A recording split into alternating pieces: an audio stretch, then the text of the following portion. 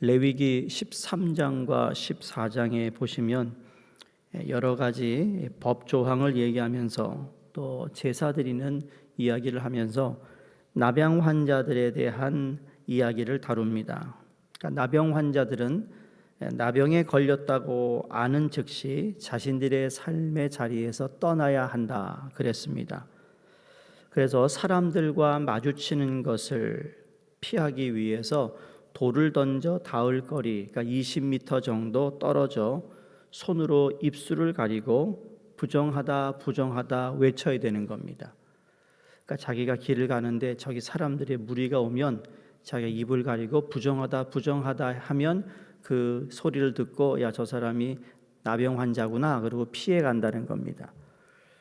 지금은 병의 원인과 치료 방법들이 발견되었지만 그 당시 유대 전통에 따르면 나병은 저주의 징표였습니다.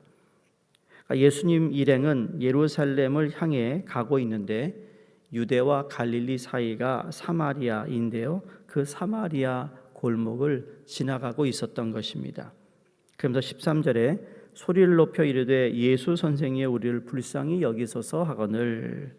여기 절박한 10명의 목소리가 광활한 광야에서 울립니다. 우리를 불쌍히 여겨달라는 거죠. 왜 불쌍히 여겨달라 그럴까요? 구걸로 연명하고 있고요. 사람들에게 돌팔매질을 당하고 있고 영문도 모른 채 가족들과 생이별을 해야 되고 사회를 떠나 정처 없이 살아가는 우리를 불쌍히 여겨달라는 겁니다. 이에 사랑의 주님이 14절에 이렇게 말합니다. 보시고 이르시되 가서 제사장들에게 너희 몸을 보이라 하셨더니 그들이 가다가 깨끗함을 받은지라. 이 내용을 보면 13절 14절에 많은 것이 이렇게 영화로 찍는다면 여러 장면이 지나갈 거예요. 분명히 이 10명의 문둥병자들은 나병 환자는 저기 사람이 온다는 걸 알았을 겁니다. 그럼 20m 전에 부정하다 해야 되는데 예수라는 것을 알고는 예수님께 가까이 갔는지 모르겠습니다만 예수님이 그들을 보셨다 그런 거 보니까 그래도 20m보다는 훨씬 가까운 거리에 있었던 것 같습니다. 그리고는 예수님이 제사장들에게 너의 몸을 보이라, 환부를 보이라 라고 명령하십니다. 아까 서론에 말씀드렸던 레위기 14장에 의하면 제사장은 나병 환자의 환부를 검사하고 정결 예식을 통해 그가 나았다라는 것을 선언합니다. 그러면 이 선언을 받는 즉시 정상적인 사회 구성원으로 가족들의 품으로 돌아갈 수 있습니다. 그러나 아직 그들은 낫지 않았습니다. 여전히 나병 환자, 문둥병에 걸린 사람인데 그들에게 제사장에게 너의 몸의 환부를 보이라고 하니까 이건 정말 알아들을 수 없는, 이해할 수 없는 황당한 일이 아닐 수가 없습니다. 그런데 오늘 성경 보니까 그들이 그 말씀을 듣고는 제사장에게 몸을 보이려고 갔다 그랬습니다. 자, 그게 순종이었습니다. 순종해서 가는 도중에 예수님 말씀하신 그대로 가는 중에 자기들의 피부가 깨끗해졌음을 알게 됩니다. 10명 모두 건강해진 몸을 확인했습니다. 야, 너 아까 손바닥에 뭐가 있던데 허해졌네. 야, 너 삐뚤어진 코가 다시 이렇게 제자들이 왔네. 서로 그러면서 얼마나 기뻤겠어요. 하이파이브 하고 막 그랬을 겁니다. 그런데 문제는 여기서 시작이에요. 문제는요, 우리의 문제가 있는 게 문제가 아니고요. 문제의 해결을 받았고 난 다음에 진짜 문제가 여기서 발생해요. 문제가 뭐예요? 뭐였어요? 뭐가 문제죠? 한 명만 돌아와서 감사했다고 그랬어요. 15장 15절 16절에 그 중에 한 사람이 자기가 낳은 것을 보고 큰 소리로 하나님께 영광을 돌리며 돌아와 예수의 발 아래 엎드려 감사하니 그는 사마리아 사람이라. 여기 문제가 너무 많아요. 15절 16절에 나음을 입은 10명의 사람 중에서 한 명이 대열을 이탈하여 예수님께 돌아왔습니다. 자, 이 상황도 한번 보세요. 나음을 받았는데 한 명이 야, 그 그분께 감사하다고 해야 되지 않아? 그렇죠? 그런데 그 9명이 에이, 야, 지금 우리가 말이야 다시 우리가 하룻길을 왔는데 하룻길을 또 가려고 안 돼, 안 돼, 안 돼. 야, 너무 시간이. 우리 빨리 가족들에게 가서 우리가 나음 받았다라는 거 알려야 되지 않아? 뭐 이런 얘기가 오고 갔겠죠. 그런데 이렇게 대열을 이탈하여 돌아온 사람이 유대 사람이 아니라 사마리아 사람이라는 것을 예수님이 말씀합니다. 여러분 잘 알다시피 사마리아인은 이스라엘의 남북 왕조 시대 북이스라엘의 멸망 이후 혼혈 정책에 의해 탄생한 사람들입니다. 아수르가 북이스라엘을 쳐들어와서 아수르와 유대인들이 피를 섞어서 나온 사람들이 사마리아인이에요. 그러니까 지속적인 인종 갈등은 종교 문제와 맞물려 있습니다. 그러니까 북이스라엘 때부터 그들만의 율법과 예배 처소, 메시아를 기다려왔습니다. 또 사마리아는 갈릴리에서 유대 예루살렘으로 가는 길목이었습니다. 이곳에서 성전으로 올라가던 유대인들을 공격합니다. 뭐냐면 다윗이 죽고 난 후에 솔로몬이 유대 왕이 솔로몬이 이스라엘을 통치하다가 그다음 솔로몬의 아들이 그렇죠?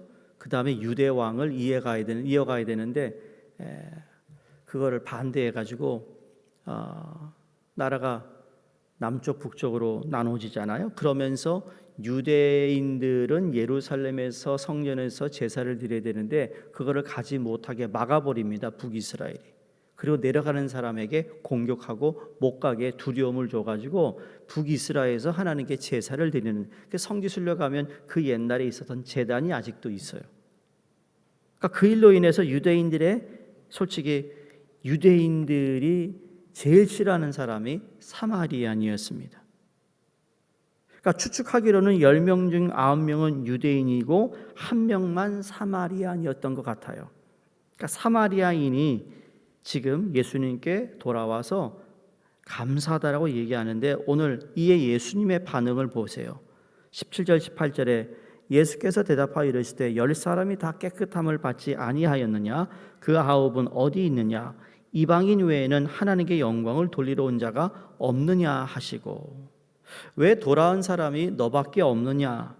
감사의 인사를 받지 못하셨기 때문에 주님께서 마음이 상했기 때문에 그런 말씀하신 게 아니에요. 예수님은 우리와 같은 분이 아니잖아요, 그렇죠? 우리는 배은망덕하게 말이야, 고마운 것도 모르고 말이야, 내가 말이야 얼마나 좀 도왔는데 이런 생각을 하는 예수님 그 마음에서 한 게 아니에요. 예수님 질문의 핵심은 제자들의 믿음에 대한 가르침에 대한 요청과 맞물려 있습니다. 또한 바리새인들과의 믿음에 대한 논쟁에 대한 선언이기도 합니다. 궁극적으로 돌아온 사마리아인을 통해 믿음을 가르치고 계십니다. 믿음은 무엇이냐라는 거죠. 어떻게 보면 믿음을 세상적인 말로 얘기하면요, 믿음은요, 내가 예수를 믿는다? 무슨 의미일까요? 피상적인 이런 얘기 교과서 얘기하지 마시고 교과서적인 답 말고요. 믿음이 뭘까요? 의리를 지키는 거 아닐까요? 믿는 사람이 의리가 없는 사람이 있어요. 하나님을 믿으면 그 하나님과의 의리를 지켜야 되잖아요. 안 그런가요? 여러분 의리 안 지키는 사람하고 밥 먹어요? 한두 번은 눈 감아줘. 근데 계속 의리를 안 지켜. 그럼 어떡하죠? 어떡하실래요? 안 만나고 싶잖아요. 해도 너무하지. 사람들 수평적인 관계에서 의리를 지켜야 되는데 말이죠. 의리를 지키지 않아요. 전 세상 말로 믿음이라는 건 하나님과의 의리를 지켜야 되는 거예요. 하나님이 하신 말씀에 대해서 내가 그걸 지키려고 노력하고 목숨을 걸어서라도 지켜야 되잖아요. 오늘 이 말씀에서 그 단어가 떠오르는 거예요. 의리를 지켜야 되는데 사람이 어떻게 상식적으로 의리를 지키지 않을까? 그러니까 그에게 이르시되 일어나 가라. 19절에 내 믿음이 너를 구원하였다. 야, 너 정말 의리 잘 지켜줬다. 그랬더니 내 믿음이 너를 구원했다. 나병 환자의 돌아옴과 감사의 고백은 믿음과 구원의 문제로 연결되어 있습니다. 그러니까 본문을 통해 두 가지 영적 교훈을 우리가 발견하는데, 첫 번째 뭔가 하면 성도는요, 영적 감각이 깨어 있어야 된다라는 거예요. 나병이 무엇이죠? 나병이라는 이 나균이 몸에 들어와 우리 몸을 무감각하게 만들어서 상처가 부패해도 느끼지 못하는 치명적인 병입니다. 나병의 영적 의미는 영적 마비입니다. 무감각해서 하나님에 대한 강한 경고를 이야기하고 있습니다. 본문에 등장한 9명의 유대인은 아마 율법과 자신들의 구전에 대한 자부심으로 살아온 바리새인들이었을 거라고 생각합니다. 왜? 지금 바리새인들이 항상 시시건건 예수님을 고발할 것을 찾고 있으니 말이에요. 자기들은 율법을 잘 지키고 있다고 생각하니까. 그러니까 율법의 권위자여 훌륭한 종교 체계를 지녔지만 예수님의 눈에 그들은 나병 환자였습니다. 무감각하고 영혼의 악취가 진동하고 심각한 장애가 있어도 스스로 고칠 수 없는 구제불능의 상태에 빠진 이 바리새인들, 종교 지도자들이었다라는 겁니다. 이를 고칠 방법은 성령의 조명 아래 말씀의 힘을 덧입는 일인데, 말씀의 힘으로 고침을 입었다면 영적 감각을 유지해야 된다는 겁니다. 이게 오늘날 우리도 똑같습니다. 오늘날 성도들이 좋은 교회, 좋은 영적 지도자가 자신의 신앙을 대치해 주는 것처럼 스스로 속이는 경우가 있습니다. 좋은 교회와 평판, 훌륭한 지도자가 하나님 앞에 자신을 대신해 줄 거라고 생각합니다. 사랑하는 성도님들, 자신의 영혼을 살펴볼 힘이 우리에게 있어야 합니다. 주님 앞에 예민한 영적 감각을 회복하시기를 주의 이름으로 부탁드립니다. 두 번째, 오늘 성경에서 발견하는 교훈은 성도는 바른 예배자가 되어야 한다는 겁니다. 자, 지금 바른 예배자라는 것, 바른 예배자가 바른 믿음의 사람이라고 볼 수 있습니다. 예배를 열심히 정말 잘 드리는 사람이 믿음의 본이 있는 사람이라고 생각하면 다는 안 그렇지만 거의 그게 맞습니다. 본문에 등장한 사마리아인은 바른 믿음을 소유했다. 바른 믿음을 지녔기에 바른 예배를 드린 것입니다. 좋은 예배는 어떤 예배죠? 찬양팀이 하나 시작해서 끝까지 깔끔하게 틀림없이 실수 없이 짠 나가는 게 바른 예배일까요? 성가대가 그 인원이 많아도 언제 왔는지 언제 들어갔는지 모르게 그냥 살살살살살, 이게 바른 예배일까요? 좋은 예배일까요? 좋은 예배는요, 좋은 예배자가 많으면 좋은 예배가 될 수밖에 없어요. 그럼 좋은 예배자는 누구죠? 하나님이 찾는 예배자죠. 하나님이 찾는 예배자는 누구죠? 신령과 진정으로 예배드리는 자예요. 아멘이세요? 그게 바른 예배고 좋은 예배인데, 바른 예배를 드리기 위하면은 바른 믿음을 가져야 되는 거예요. 우리에게 주어진 예배 시간, 다른 걸 다 제쳐놓고 그 시간을 하나님께 드려야 되는데, 그 시간을 함부로 약속해요. 함부로 뭔가 해요. 그건 바른 믿음이 아니라는 거죠. 그러니까 바른 예배를 못 드리죠. 근데 뭐만 살았어요? 입만 살았어요. 그런 사람들이 오늘 교회에 많거든요. 하나님을 찬양하며 다시 돌아와 예수님의 발 아래 엎드려 감사했다라는 것이 예배의 모습이라는 겁니다. 여러분, 고대인들에게 감사의 인사는 더는 내가 당신의 호의에 상응하여 대가를 지급할 수 없다는 표현이었다고 합니다. 여기 오늘 발 아래 엎드리는 행위는 왕 앞에서 예의를 갖추듯 종이 주인 앞에 부복하듯 완전한 항복과 순종의 의미를 담고 있습니다. 사마리아인의 믿음의 예배는 주님께서 주신 은혜 안에 내가 드릴 것 하나도 없기에 나 자신을 드리겠다라는 표현입니다. 옥합을 깨서 그 옥합을 예수님의 발과 머리에 부어 그것을 무릎 꿇고 예수님의 발을 씻었던 여인, 그게 예배였습니다. 마르다와 마리아가 예수님이 그 집을 자주 가셨는데, 마르다는 분주하게 음식을 만들고 있습니다. 근데 마리아는 어떻게 해요? 예수님 발 아래 예수님과의 대화를 하고 있습니다. 뭐예요?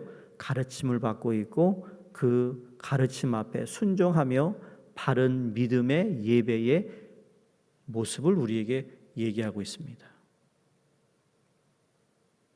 요한복음 4장에 남편이 다섯 있지만 있었던 사마리아 여인과 예수님의 대화가 나옵니다. 영원히 목마르지 않은 생수의 근원 예수님께서 여자를 향해 하나님께서 영과 진리로 예배하는 자를 찾는다고 했습니다. 이름도 없고 단지 나병을 앓았던 이 사람은 주님이 찾으셨던 진정한 예배자였다라는 거예요. 누구 앞에서 이 얘기를 하고 있어요? 제자들과 바리새인들 앞에서. 이 땅에 수많은 예배가 드려지고 있습니다. 그중에 예수님께서 인정받는 사마리안 같은 예배자는 얼마나 될까? 가슴 아프게도 종교적 안위와 만족을 원하는 종교 소비자로 전락하고 있는 오늘날의 성도들의 모습을 봅니다. 바라기는 여러분은 하나님께서 찾으신 예배자로 끝까지 그 자리를 지키시기를 주의 이름으로 축원합니다. 영적 감각이 깨어 있다면 우리는 여전히 아프고 고통스러워야 합니다. 주님의 마음을 담았기에 주님의 마음이 다 있는 세상을 향해 관심을 가지고 세상의 아픔까지 끌어안아야 할 진정한 예배자, 참된 중보자가 우리가 되어야 된다는 사실입니다. 여러분, 우리의 특권은요, 문제의 해결이 아닙니다. 그래서 제가 서론에 이건 문제를 가지고 온 것이 문제가 아니에요. 문제의 해결을 받고 난 후에 어떻게 살아가느냐가 더 큰 문제라는 거예요. 그걸 더 잘해야 된다는 거죠. 자, 구원 받았어요. 우리는 구원 받아서 하나님의 자녀가 되는 특권이 되었어요.